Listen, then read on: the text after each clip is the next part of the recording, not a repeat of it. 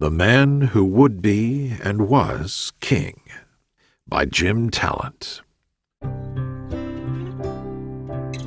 Not having been raised in any faith, I was completely ignorant of the Bible when, in my mid-20s, I decided to study it.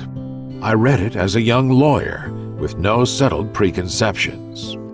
It's fair to say I was skeptical, but not close-minded.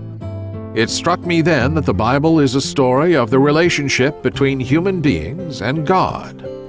It is, if true, the redemptive history of the human race. The first part briefly describes the creation of mankind and his alienation from his Creator.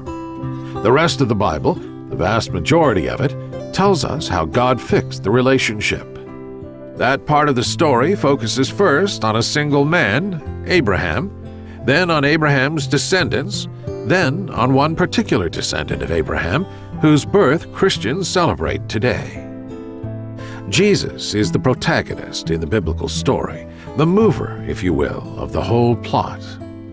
He was introduced in his humanity as a baby in a manger.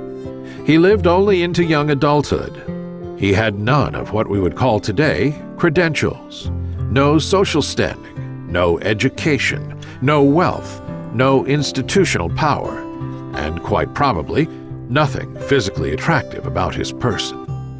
For most of his life, he rarely traveled outside of the obscure village where he was raised.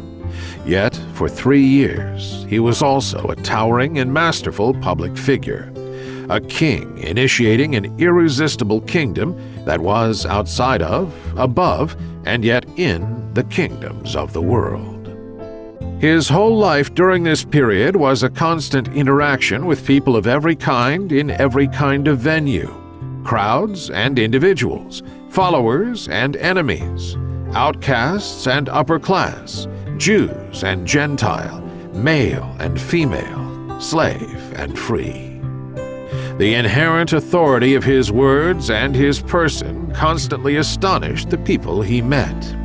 He dominated every encounter. He seized and held the frame of every conversation, directing it to his own purposes.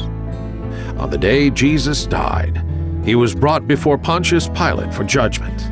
Pilate assumed, naturally enough, that he, the Roman governor, was the master of the situation, and that Jesus would be afraid of him. By the end of their encounter, it was Pilate who was afraid, and Jesus who was the judge.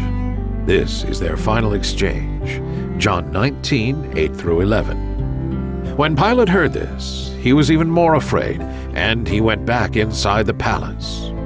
"Where do you come from?" he asked Jesus. But Jesus gave him no answer. "Do you refuse to speak to me?" Pilate said. "Don't you realize I have power either to free you or to crucify you?"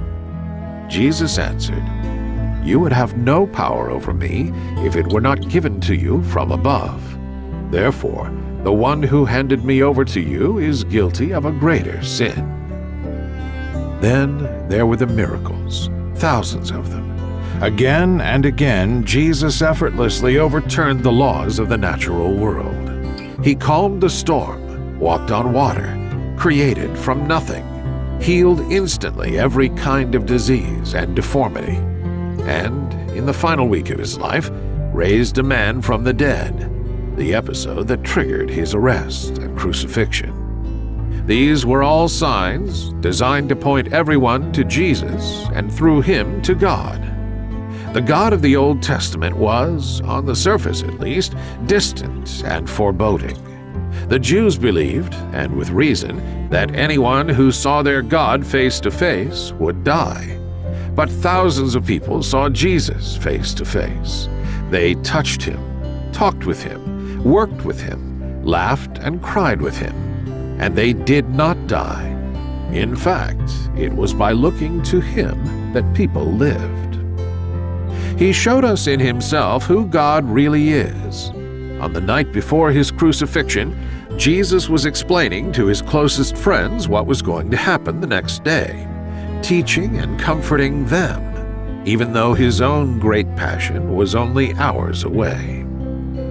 One of his disciples urged Jesus to show us the Father, and that will be enough. Jesus replied, and you can hear the weariness in his voice, "Philip, have I been with you so long, and you don't know me? Anyone who has seen me has seen the Father." John 14, verse 9. It was this great character, exploding on the pages of the New Testament, who, more than anything else, drew me 35 years ago to the religion he founded.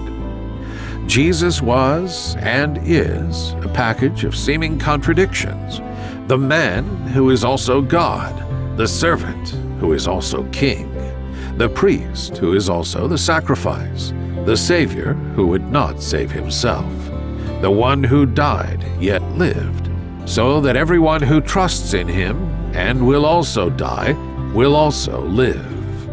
Yet the contradictions, I came to believe, are all true. His story is true, and he is true, just as it is also true that he is actually a living presence this Christmas morning in the hearts and homes of his family around the world who celebrate his birth.